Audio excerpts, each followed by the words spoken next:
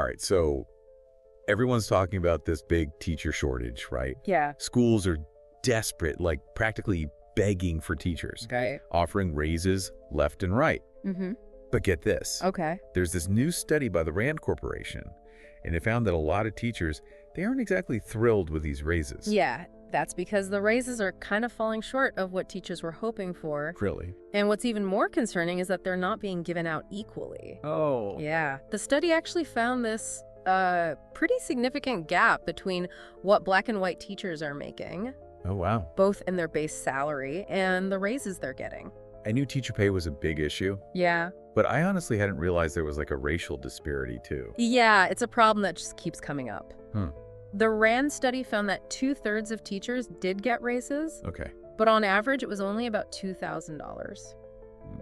Now, most teachers said they needed like a $16,000 increase Whoa. to feel like they were being paid fairly. That's a massive difference. Right. No wonder teachers are still unhappy, even with these raises. Yeah. But you mentioned a racial gap too. I did. What exactly did the study find there? Well, the data is pretty clear. Right. Black teachers are making around $65,013 a year on average, Okay. while white teachers are averaging $70,695. And it's not just the base salary either. Oh. The raises are showing this inequality as well. So even when they try to fix the pay issues overall, Uh-huh. it's actually making the existing inequalities worse. Seems like it, yeah. Yeah. White teachers are getting about $350 more per year in raises Really? compared to Black teachers. Wow. And what's really concerning is the RAND study highlighted this gap in pay. Yeah. It could hook the turnover rate even higher among Black educators. And why is that turnover rate such a problem? Well, think about this. Okay. Black teachers are more likely to work in schools Yeah. with a higher percentage of Black and minority students. So we're not just talking about money here. We're talking about representation Mm-hmm. and the impact it has on these students. Exactly. There's a lot of research that shows. Yeah. Having teachers who look like you, who share your background, your experiences, Yeah. it can make a huge positive difference for students. That makes sense. Yeah. If students can see themselves in their teachers, Yeah. it can help their confidence, help them feel like they belong, Holy. help them be more engaged in school overall. And it can even affect their dreams for the future. Oh, how so? When you see someone who looks like you succeeding, Yeah. especially for students from marginalized communities, Yeah. it can be so powerful. So this pay gap, it's not just a teacher problem. No. It affects students, the community, and maybe even society. Definitely. If talented Black people are discouraged from becoming or staying teachers. Absolutely. Why is this gap happening? Yeah. Is it just straight up discrimination? It's more complicated than that. Oh. The RAND study found a few different things. One interesting thing was Yeah. states without strong laws about collective bargaining. Okay. They tend to have lower teacher salaries and smaller raises. Hold on. What exactly is collective bargaining? Sure. And why would it have such a big effect on how much teachers are paid, Right. especially Black teachers? So collective bargaining is basically when employees, Okay. in this case teachers, Yeah. negotiate their contracts with their employers, Hmm. usually through a union or a similar group. Got it. These contracts cover things like pay, benefits, Okay. working conditions, even professional development. So it's like they have a united front Yeah. to fight for better treatment and pay. Exactly. I can see why that would be powerful. Right. But why would no collective bargaining hurt Black teachers more? That's a good question. It's probably a mix of things. Like what? Historical inequalities Oh. and the fact that you find a lot of Black teachers in states and school districts that don't have strong teacher unions. So we could be seeing the effects of racism from the past and a lack of the same support and resources that other teachers have. Right. This is starting to seem like a much bigger issue than just a pay gap. Yeah, it's a systemic issue Wow. with deep roots. Hmm. But the good news is the RAND study does suggest some solutions. Oh, good. One big recommendation is making things more transparent. Yep. They suggest making salary info available to anyone who's thinking about becoming a teacher. So let's be open about this issue Yeah. and give potential teachers, especially Black teachers, Mm-hmm. the info they need to make good decisions about where to work. Exactly. That seems like a reasonable first step. It is. The idea is that being more transparent, Yeah. it could lead to schools and districts making better offers. especially the ones that are really struggling to find teachers. But will just making salary info public be enough to solve this really deep problem? It's a good start, Okay. but it's probably not a magic solution. We need to look deeper, explore other ways to fix this. Okay, I'm ready to keep digging. All right. Let's look into some of those other potential solutions Yeah. and see what else we can find. We've been talking about this pay gap between Black and white teachers. Right. And it's clear just throwing money at it won't fix things. Yeah. We need like systemic solutions. Absolutely. We need changes in policy and legislation, but there's also a lot that can happen, right, in communities.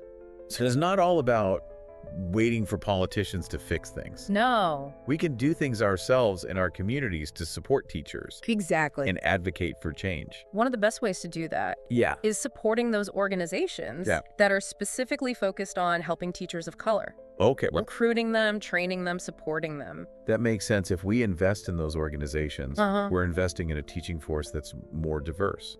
Exactly. A lot of these organizations, they have mentorship programs, professional development, even financial help to overcome barriers. You mentioned mentorship earlier. Yeah. Can you talk more about why that's so important? Sure. Especially for new teachers. Mentorship can be a total game changer. Really? Especially for teachers from underrepresented backgrounds.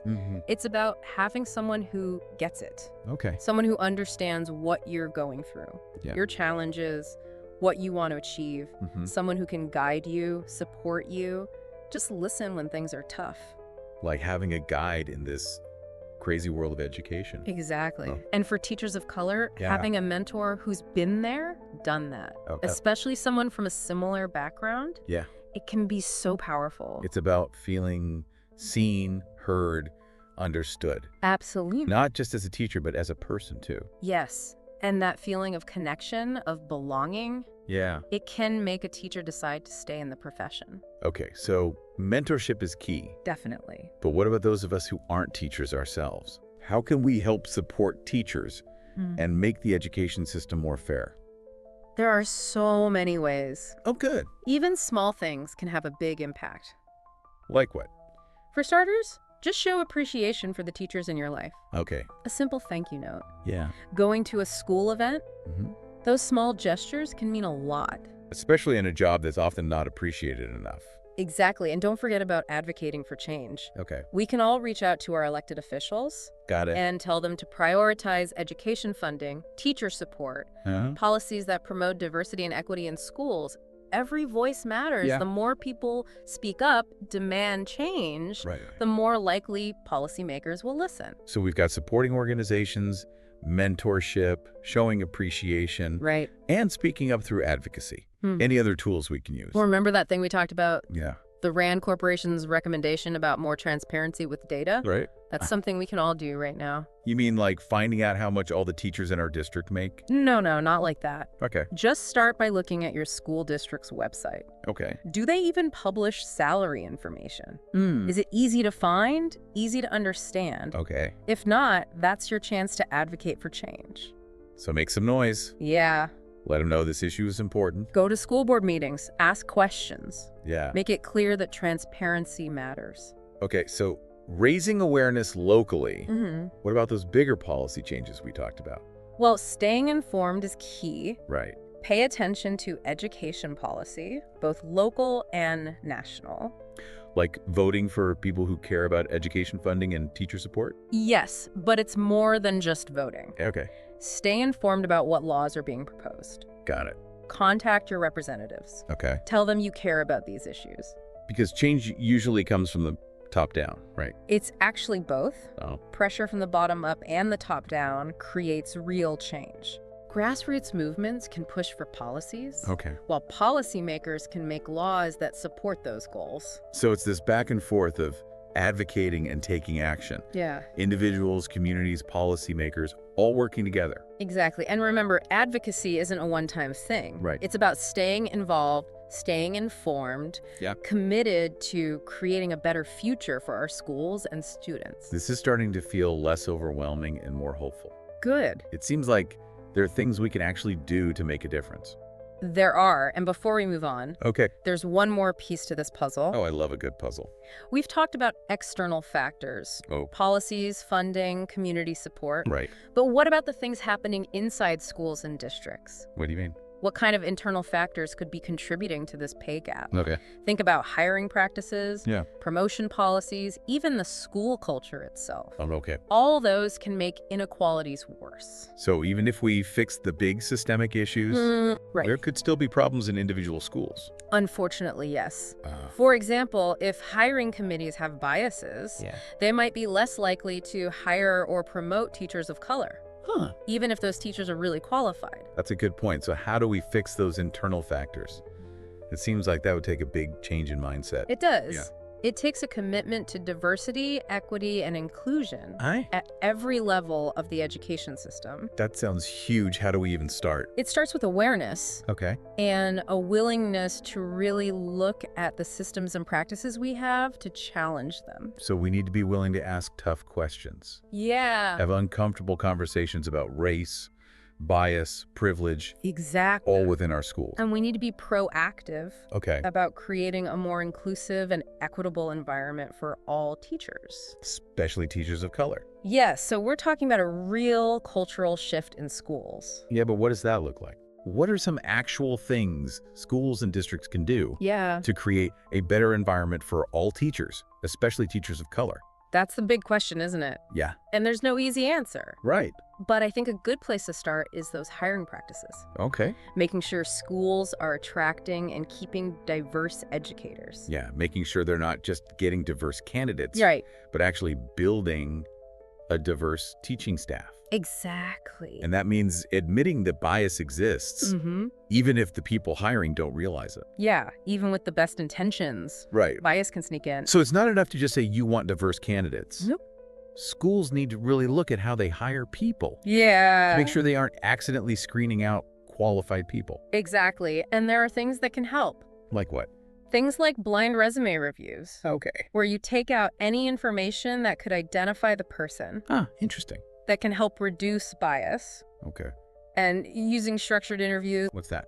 asking every candidate the same questions. Oh, okay. That makes it fairer. Right, so everyone's judged the same way. Exactly. It's about making things fair from the start. Leveling the playing field. Right. But it doesn't stop there. Oh. Once teachers are hired, Yeah. it's important to create a school culture where they feel supported, Okay. valued, and empowered. That's where those mentorship programs come in, right? Yeah, especially for new teachers who Yeah. are still figuring things out, pairing them with more experienced mentors, Mm-hmm. ideally mentors with similar backgrounds. Right. It can make a huge difference. It's about building a support network, Uh-huh. a community within the school Exactly. where teachers feel connected. And understood. Right. And don't forget about professional development. Okay. It's not just about checking boxes. Right. It should be about helping teachers grow. So offering training on things like culturally responsive teaching, Exactly. working with diverse learners, Yeah. addressing race and equity in the classroom. It's about giving teachers the tools they need Okay. to be successful in diverse classrooms. And recognizing that teachers of color might need extra support. Definitely. They often face unique challenges. So professional development, that's relevant and culturally sensitive. Right. Responsive to their experiences. And beyond those programs, Yeah. schools should encourage open communication. Yeah, absolutely. Make sure teachers of color have a voice, Mm-hmm. that their opinions are heard and valued. It's about creating a sense of belonging Yeah, where teachers feel like they're part of the team. working together to make things better for all students. Exactly. And that sense of community can go beyond the school, too. Well, how so? Connecting with local organizations, community leaders, families, Yeah. that can create even more support for teachers of color. Building bridges between the school and the community. Right, a whole network of support. And at the end of the day, Yeah. it's about recognizing that when we invest in teachers, especially teachers of color, Yes. we're investing in our communities. Absolutely. Because when teachers feel supported, Yeah. they can better support their students. Right. And those students, Yeah. they become engaged citizens. They make the world better. It's that ripple effect again. It all comes back to valuing teachers. This deep dive has been eye-opening. It's so much more than just a pay gap. It is. It's about fairness, representation, Mm-hmm. creating a system that really supports all teachers. And it's a journey, not a destination. That's a good way to put it. We need to keep looking at our systems. Yeah.